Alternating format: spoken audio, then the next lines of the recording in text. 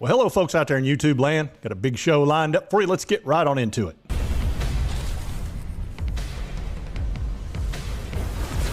All right, here we go.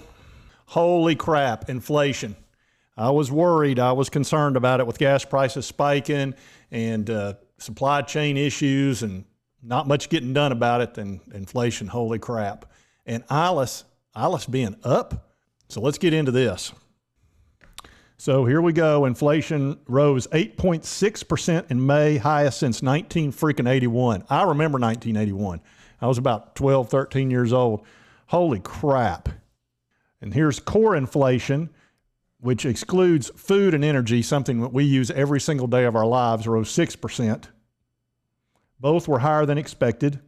Surging food, gas, and energy prices all contributed to the gain. Fuel is up 106% over the past year. Shelter costs, I guess that's rent and freaking everything else, are up huge. And it says real wages are now declining, which is charming. But don't worry, because it gets worse. It says U.S. consumer sentiment has fallen in June to its lowest level ever. That's the Michigan Sentiment Index, which most people go by. It says lowest level ever recorded as concerns over inflation weighed on Americans' views of the economy and their finances amid quickly rising gas prices. And it has fallen down to 50.2.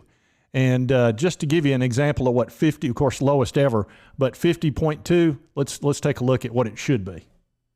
It says, what is a good consumer sentiment index? It said a good number would be above 100, and it means that they're more confident. If it's below 100, they're less confident. So let's look at the actual chart. And right here's the actual chart. As you can see, current level 50.2, and this thing has been kept up with since 1978, it looks like, 1977. Never been lower. Look at this. Lowest in history. Unbelievable.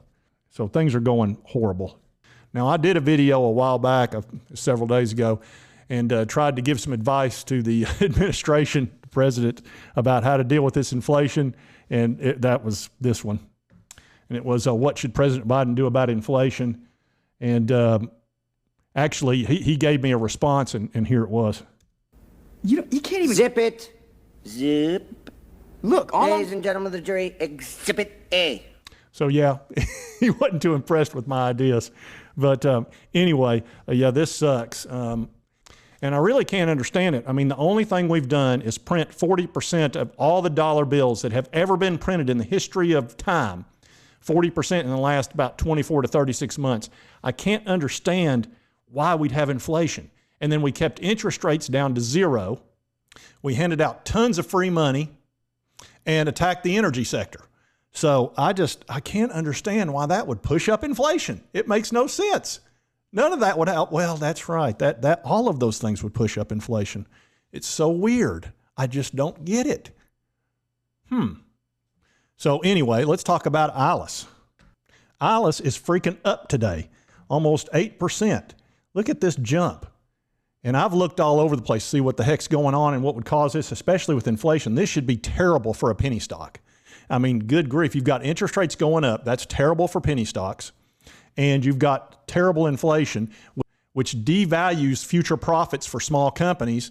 So I don't get it. So I've been looking around to see what the heck caused this.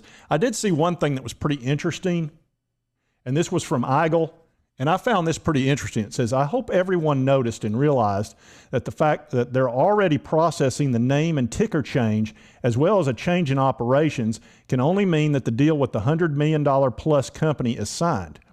They wouldn't go ahead with a name change, which will suit the company reversing it, the reverse merger, if it wasn't a done deal.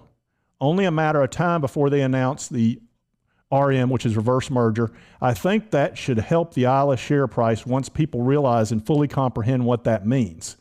And this has to do with Wikisoft, which acquired by ERT, a subsidiary of Ilus, confirms that it is currently in the process of completing a name and ticker change as well as a change in operations. So that was a pretty valid point. And Eagle is somebody that really stays on top of Ilus. He's on the Discord quite a bit, and that's where I pulled this from. But that really jumped out at me today. So that may have a little something to do with this, because that's pretty exciting.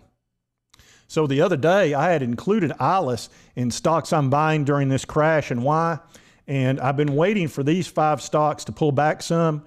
And I told you with Ilus, at 10 cents, that's a pretty good buy to me. So I wasn't really waiting as much on it. Meta, which is Facebook, I was wanting it under 180. I think it's dropped below that, so I'm probably going to pick some of that up. Palantir, I wanted to get under 8, and I think it was at 820 last time I checked. So if it's got a 7 handle on it, I'll probably be adding some there. Neo, I wanted to get below 18 and maybe even as low as 15. We'll see. But I feel good about all of these long term. And then MP Materials, I was going to try to get around 35 if it dropped that much. It's around 37 right now, and it's just an earnings beast. I mean, the growth it's having is unbelievable.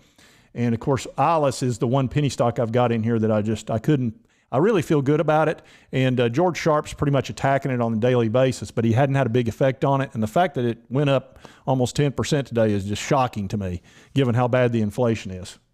So anyway, I wanted to cover the inflation, and I think, like I said, it's going to be with us for a while. When you've got gas prices like we've got, it just feeds into everything. It's just it's a self-fulfilling prophecy, and it's a vicious cycle that we're in. Pain. And until they tackle it, until they do something about gas prices and start really working with the energy sector, we're going to be dealing with this for quite a while. And Ilus is just kind of trudging through this thing, man. It's I got to give it some credit. Being up today is kind of shocking. If you like this content, be sure to hit that like button. Lets me know to continue to cover Ilus and this inflation situation. And if you haven't subscribed, hit that subscribe button. I'd certainly appreciate it. And I hope you did like the content. And we'll see you next time on Mr. Frugal Investor.